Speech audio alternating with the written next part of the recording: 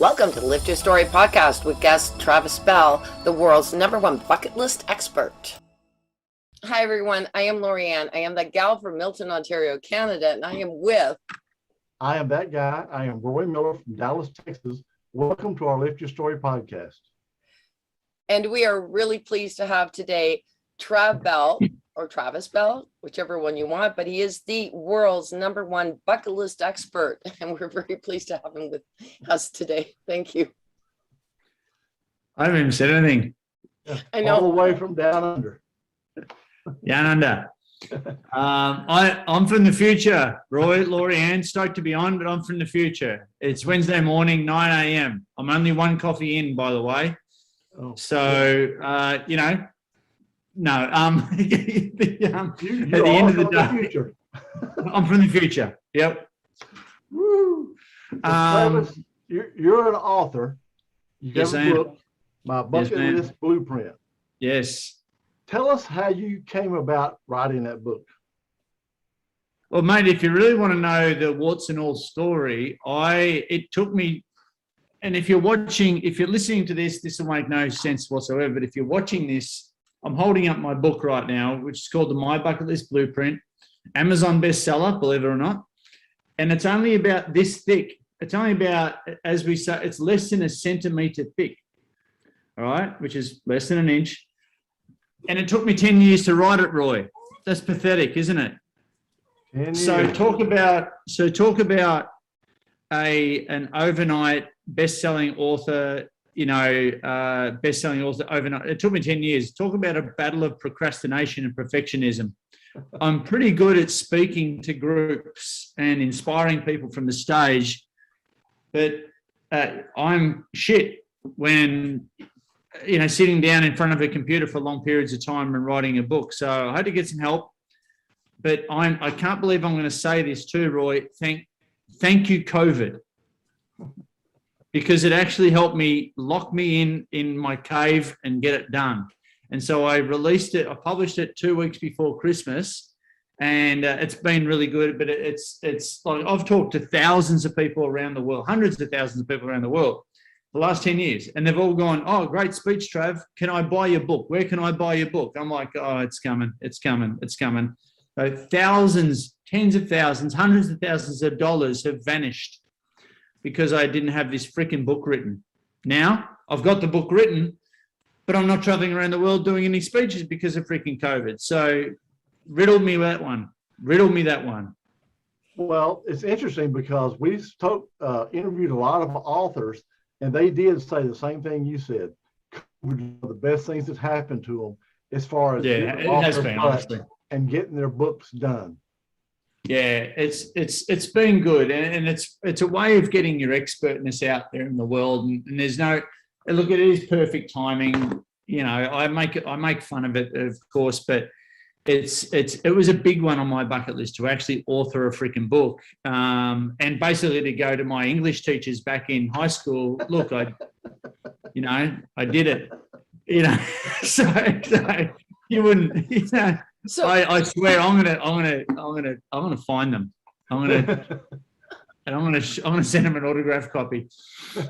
So to anybody who's sitting here wondering why I was laughing when I started on this, and we actually did have a little bit of a conversation prior to with Trev, and he asked if it was okay if he used nasty words, and I said, "Do you have the other list?" So speak to the other list. Oh, look, the other list is we've got 3 types of bucket lists, all right? And I refer to this when I do speeches, even in my TED talk. I refer to 3 lists. So, Roy, we've got a future bucket list, and a future bucket list is all the shit that we want to do before we die, right? It's pretty straightforward. But there was a really shit movie made about this bucket list too. It had a bloke by the name of Jack and Morgan as stars in that movie. But the movie is shit because the movie is about 2 blokes who get given a cancer diagnosis and then they write a bucket list. Mm-hmm. So don't do that. Don't wait until you get given a use by date to write your freaking list, right? My whole job is my mission, should I say, is to wake people up before they get given the use by date. You know, I'm sure you guys are the same with your mission. And so we've got this future bucket list. There's all the stuff that we want to do before we die. That's pretty straightforward. And a lot of us think that is about travel and all the things we want to do in retirement and things like that. But, you know, travel is very expensive, takes a lot of time, and a lot of people wait until someday or the perfect time or retirement or way too late before they try and do their bucket list. But I've written in my bucket list blueprint to help people sort of go north, south, east, west in their own brain and help them extract and articulate one of these personally meaningful and holistic lists, right? So travel is only one component of those 12, you know, categories. So it gives people a real tangible, I say a bucket list is a tangible life plan, right?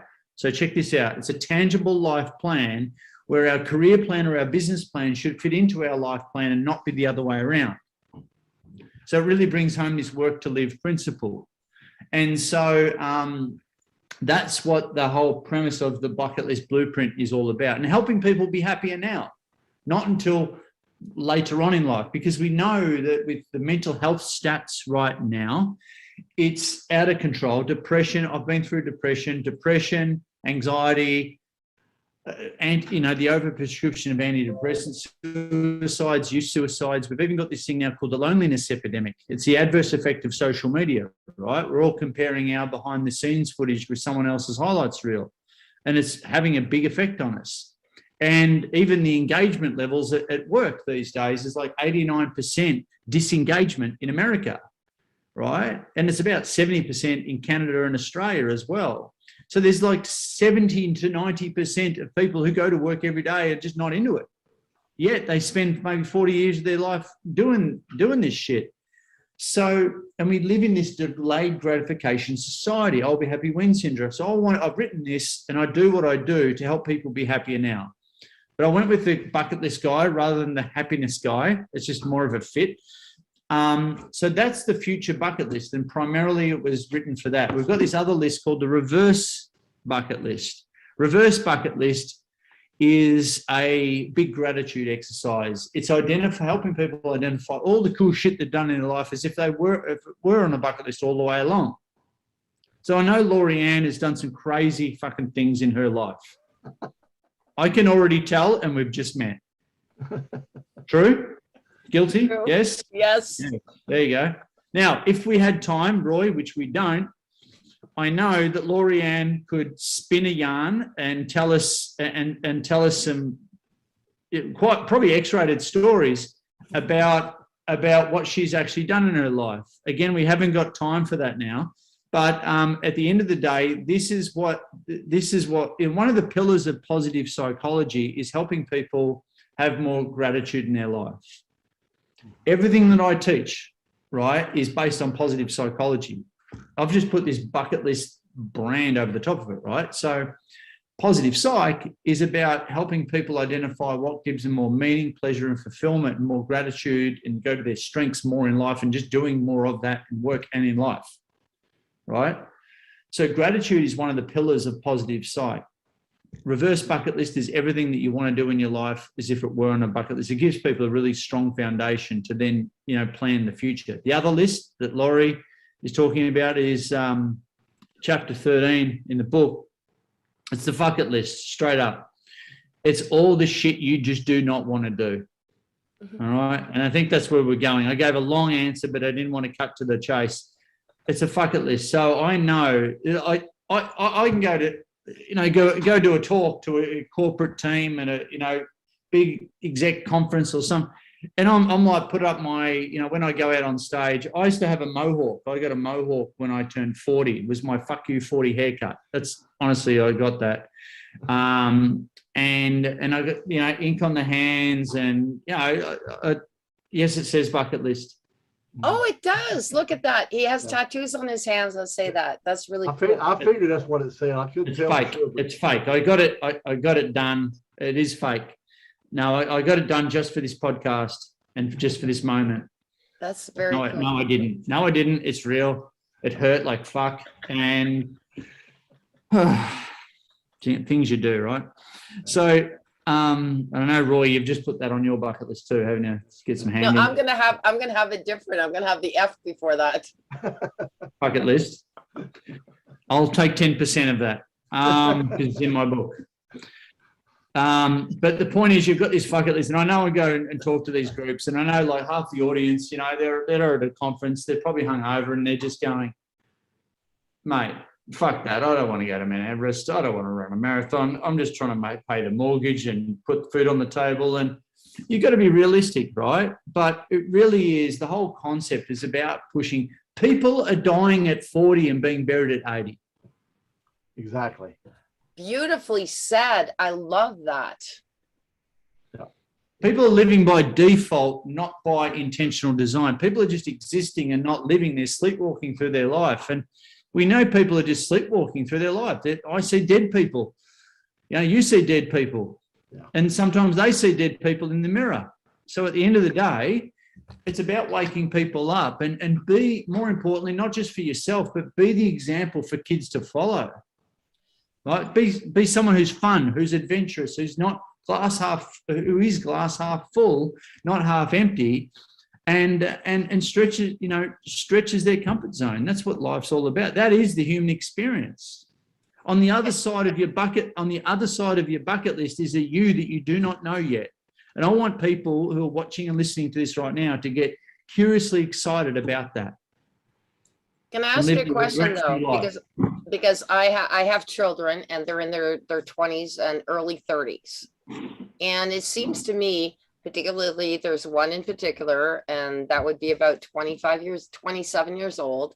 And you were saying that, you know, what were you saying? They live till they're 40, but they die at 80. But I'm finding that younger generations are so exhausted with the economy and feeling that they're not getting anywhere, and with the prices going up and their jobs not paying more and all of this. I don't mean to be negative about this, but this is a truth, and you're the perfect person to talk to, is how do you give them that feeling that, no, we are still worth something and we don't want to stop believing at 27 or 30 or whatever. We do have a future bucket list. Yeah. Look, you know, and one of the, you know, the takeaway, people watching, listening to this, the takeaway is obviously, look, get a book if you want, or just watch my TED talk, listen to this, but just, you know, get the My Bucket List blueprint and you know, where is it? Remember this thing? What's that? A pen. Hey? A pen. Do you know what this is? A journal. Yep. What's that? Yeah, this is a journal. A journal. A book full of that you paper. can write in, Paper. whatever, pieces of paper. What is it? So Roy, what does it do when you put that on there? What does it do? Yeah, you put your pen to the paper. It fucking writes, Roy. Right. Yeah. All right, it writes. So the deal is, Lori-Ann is the best. Honestly, the best audience. The deal is that so many people don't write down their goals, let alone their bucket list items. Their bucket list items, like their goals, they're up there with their daily to-do list, and guess which one gets done on a day-to-day basis first? Yeah. And it's not until something dramatic or traumatic happens to you or a loved one that you suddenly reprioritize on this bucket list concept, right? We are so busy being busy. It's like this weird badge of honor that we carry around with us all day. And we brag to each other, you know, like, dude, how are you? Oh, I'm so busy, mate. Well, are you bragging or complaining? What are you doing? Look, it's, it is I think it's a pandemic, this busyness pandemic that we're all facing right now. And the thing is, I've got 4 kids, Lori-Ann. So I've got 4 kids, and they are 23, 22, and 2 14-year-old boys that live with us, right?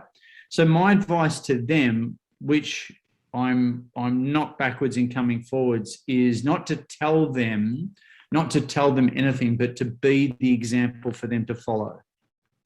Be the example, you know, really live the message. Hey, here's another one. Switch off the fucking news. Oh, definitely do that. Yes. Switch off your notifications. Unfollow, unsubscribe from dickheads, right?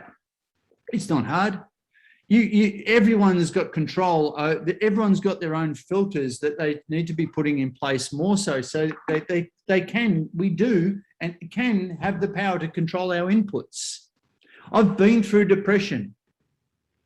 One of the two best things that I did was to switch off the news, because we start and finish the day with predominantly bad news, except for when it's the Olympics. Right? Even that these days is not all that great either. Yeah, no, Australia's going really well. Our best Olympics ever. So, but it's not coronavirus off the headlines. It's been fantastic. It's positive. Yeah. And also the other thing is switching off notifications, controlling your input. You know, like and actually choosing, you know, consciously choosing who you're hanging around with. You know, the keeping up with the Joneses happens in not just in buying stuff to fit in with your peers, not just trying to keep up with everyone, but really standing out on your own and being okay with this. I tell my kids, the sooner you stop caring about what other people think of you, the better you'll be. Definitely. Right? Honestly. And the sooner you switch off notifications and stop being the bitch of their world and their agenda and start creating your own and maybe letting other people be your bitch. That's actually how I talk to my kids. The sooner you will be, you know, you'll be discovering yourself as a leader. The sooner you develop the sooner you develop that little muscle on your body called the I don't give a fuck muscle. All right. The I don't give a fuck muscle, Roy, sits about here. It's a real little muscle that just right there. And the sooner you develop that, the better. So I've had that for a long time. Yeah. You didn't even know you were working it out, right? I've had that muscle since I was a teenager. Yeah, and you've got two of them, it's okay. So if you're listening to this podcast, you have to understand there are 5 fingers on your hand, and you can figure out what one was being, you know, shown as the muscle. The little one. Yeah. Well, because there are people listening, so they're not. It's the one in the middle with 2 brackets. Right? It's the one in the middle with 2 brackets around it. That's a perfect way of saying it. It's funny because a lot of what you're saying today, my daughter and I had conversations about that, and it's really ridiculous when you go to a restaurant and you've got 2 people sitting there on the phone, and like a boyfriend and a girlfriend across from each other at a restaurant. And I said, what are they doing? Are they actually texting each other? She goes, yeah, they're probably sending them each other TikToks that are funny or happy memes. And I'm going, and they can't talk. Put the phone down.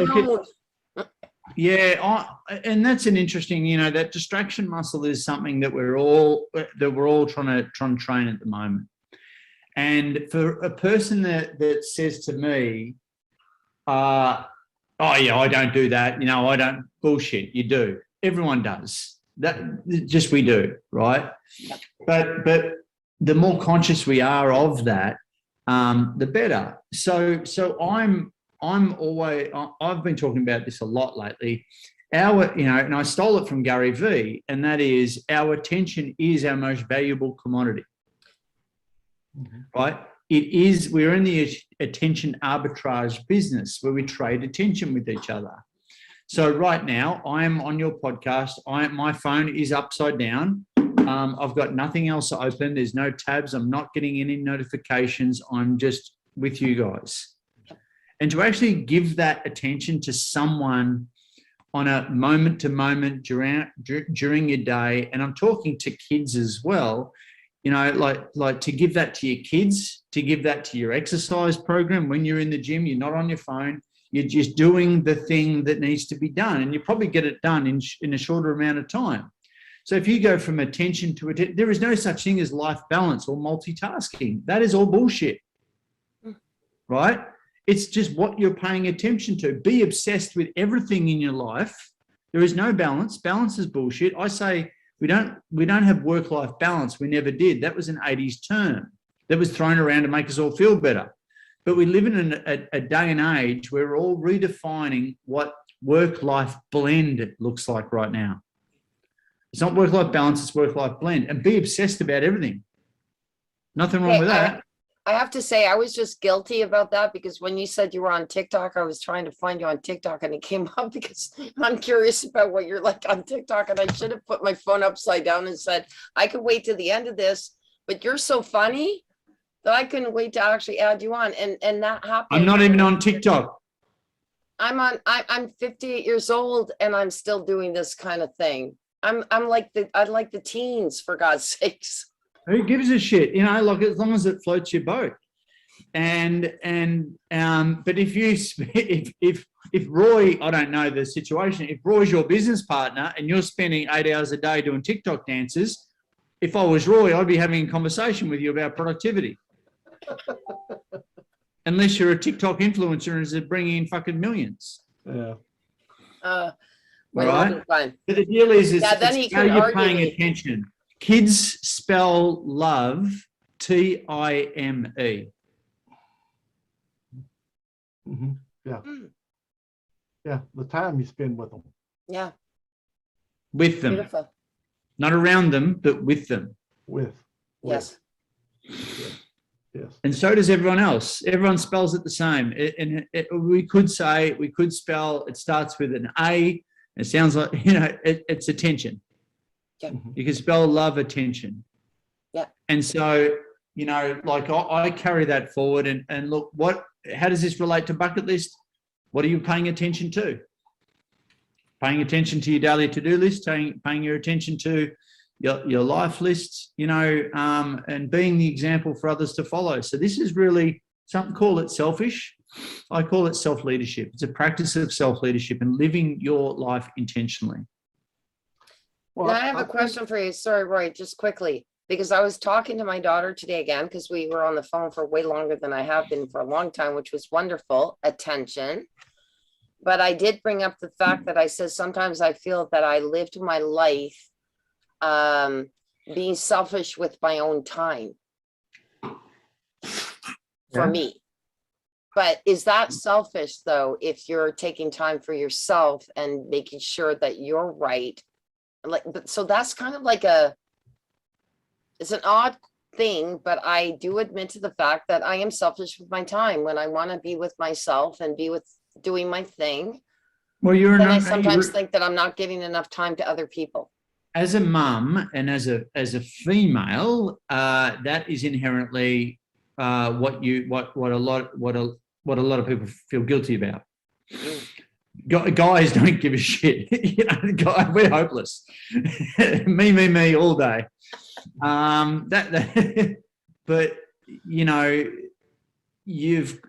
Okay. So my parents are still alive, thank God, and I, as their older son and hopefully more mature, looking down on the situation, I want them to be happy. I want them to be taking more time for themselves. I want them to be living their bucket list, showing me what the example is like at 80, 75, 80 years old. I want them to show me the example. I want them to be happy. God, I want them to be happy. I want them to spend all their money.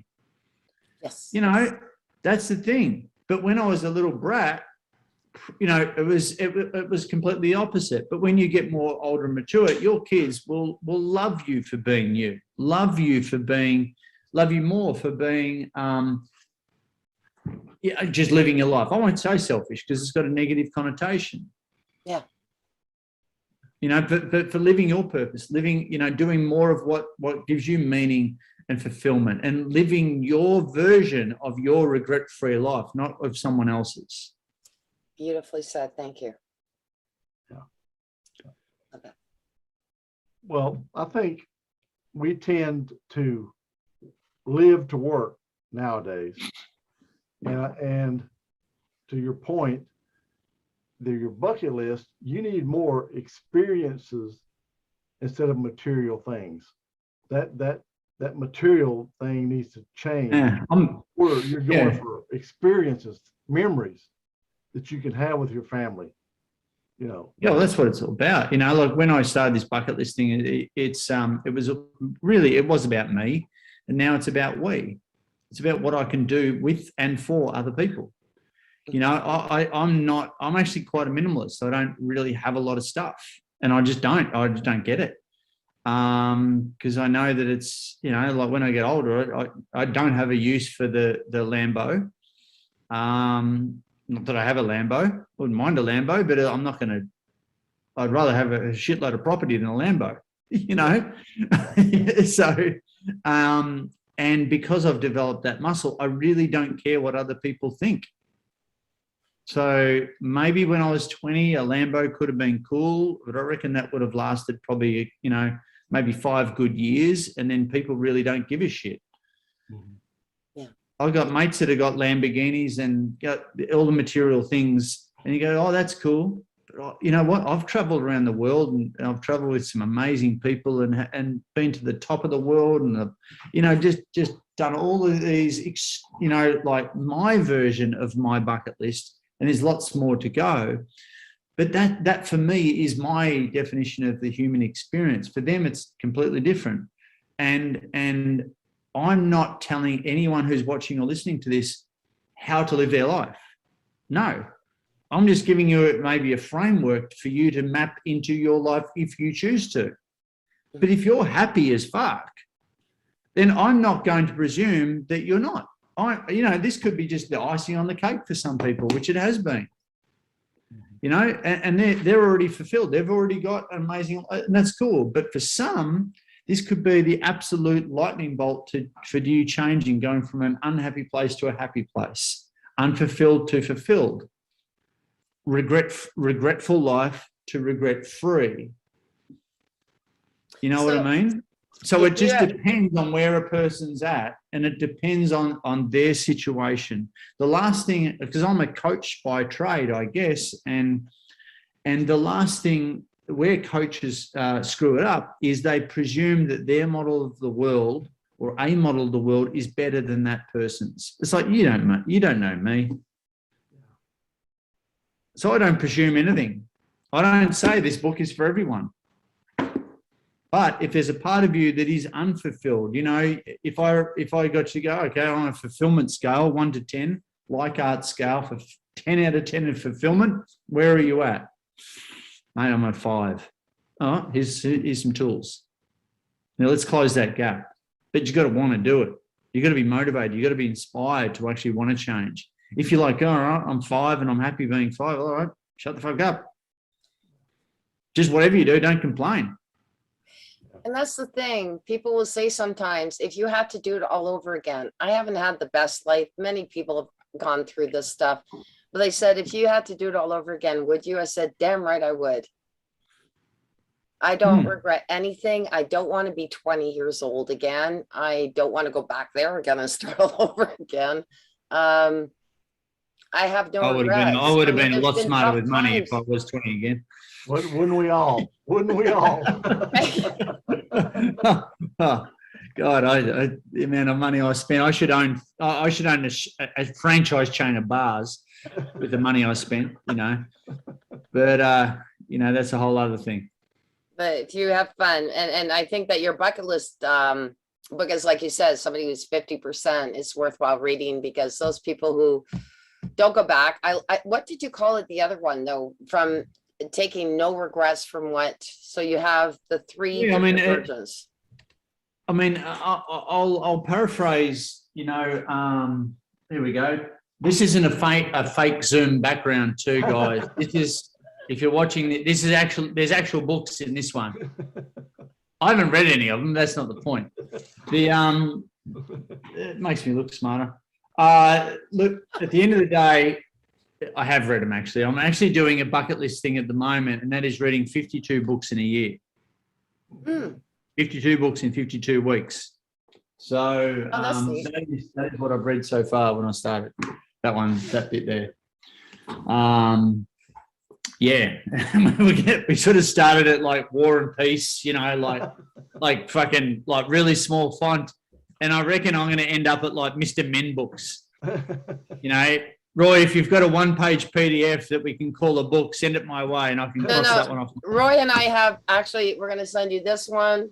We're going to send you this one. We're going to send you this one's really fast to read, so there you can put that one on there too. Yeah. What does it say? Hampy. Yeah. Wow. It's only about 52 pages and it's all drawings, so you'll get through that one in 2 seconds. Oh, fuck. That'll probably take me a month. Thank you. The point being that this is the top 5 regrets of the dying. The number one regret that people have. The number one regret. If you know this story, it's about Bronnie Ware, who's a palliative care nurse, who hung out with old people at a nursing home and interviewed there for her blog. She interviewed the top 5 regrets of the people that were obviously on their way out. The number one regret is I wish I lived a life true to myself rather than what others expected of me. Another one is I wish I let myself be happier. Yeah. But I wish I lived a life true to myself. So what does that actually mean? That we've been trying to please our parents, please our peer group, please everyone else but ourselves. So when are you going to, listeners and watchers, when are you going to give yourself the fucking permission to actually live your life and not someone else's? Like, to be true to you. Uncover it, use this as a guide, but uncover all the shit you want to do. And there's going to be some stuff on there that take a lot of time and money, and that's all well and good. But once you uncover it, you can do a lot of the stuff on your bucket list just with intention, just with like getting it. We want to get it out of your head, articulate it, put it down on paper, and cross off, start crossing off the ones that are really the low-hanging fruit, that are just easy to do, that don't require a lot of resources. But what we're doing is crossing off of those smaller ones gives you the momentum and motivation to smash through the bigger ones. It's about choosing happiness. Love it. So Travis, how can our listeners get your book? They can go to Amazon, of course, but they won't get my amazing autograph on that one. But if they go to thebucketlistguide.com/book, they'll be able to get a signed version. And we even ship to Canada. I mean, that's amazing, isn't it? Well, it's kind of like that attic up there we forget about here in the States. Yeah, what's that? I said, it's kind of like that attic we have up there that we forget about in the States. That's what they call Canada, and you're the basement they forget about in the States. See, Roy, it's funnier when I say it because I'm way over here in Australia. It's a little bit close to home there. No. I just said that you're the basement and we're the attic, and the US is in between that, right? And then it's okay. I can't wait. I know that. By the way, oh my God. It's about to get weird. Come on. I love you being here, but I do have to say, Roy, what's one place you want to go to that's on your bucket list? Australia. There you go. You haven't been here, Roy? No. Neither have I. You know Americans hold the least amount of passports per capita on Earth? Really? Yep. You guys don't travel that much. Not like they do in Europe and everywhere else, that's for sure. And in Australia even. It takes, it's a couple of grand each way if we want to leave Australia and go somewhere. Yeah. We hold, us and New Zealanders and Saudi Arabians for some reason, we hold the most amount of passports per capita, per population. Yeah. There's actually, funnily enough, there's a big movement to have a compulsory gap year between high school and university for Americans. Really? Why would that be? Yeah. Breed more tolerance, breed more open-mindedness, maybe less wars. Who knows? Yeah. Just saying. That's awesome. Yeah, it's now, interesting. There's some trivia I did not know, and Roy, I bet you didn't either. So there we go. No, I didn't. No, I sure didn't. There you go. Seriously, Travis, it's been awesome having you on here, and thank you for the laughter, and everything that you're talking about was so spot on. And, thanks for sharing. Yeah. No, thank you guys. Thanks for the platform. Happy to do a round 2. I'm sure we've got more to talk about. I want to hear what's on Roy's bucket list. Personally, My wish list. No, he doesn't No. have I have the bucket list. He has the bucket list. The 2 things on my bucket list is going to Ireland and Scotland and going to Australia. So we're planning a trip to go to Ireland and Scotland next year because we couldn't go this year because of COVID. yeah. It was our 50th anniversary trip we wanted to take. We Mm. had to push that off. And then after that, Australia is the next one. What are some Right. non-travel? What are some non-travel ones that you want to do though? Non-travel ones? Well, pretty Read the much. book, Roy. Most of them are Read going to it, the require. book. Most of them are going to require some travel. You know No, what? because no, on your bucket list is to finish your book. Well, that's one thing. Yes. Yeah. Trying to get my book finished into this month. Well, you're not traveling, are you? So come on, like me. Yeah. Come on, come That's on. one thing I want to do is get that Get it finished. done. Yeah. Yep. And he's Awesome. getting it done. He's doing really Yep. well. Get it done. Getting done. Now, this has been great, guys. Thanks for the platform. Hopefully, we've given people some laughs and things to think about. That's what it's all about. And obviously, if people want to connect with me, they can. If they put in the bucket list guy, Trav Bell, into social media or somewhere except for TikTok, you should be able to find me. No, I'm not on TikTok. That's what I said. he's not on TikTok. Why what he said. not? You are going to be after this. Oh, apparently I'm missing a whole segment of society. The kids are on TikTok. I'm not on there yet, but I did write down at the start of this quarter to get up on TikTok. Okay, Travis, thanks a lot for being with us. We really do appreciate it. Totally. Peace out, guys. No worries. Thanks heaps. Okay, bye. Thank you for listening to this episode. Be sure to visit us at lifterstory.com.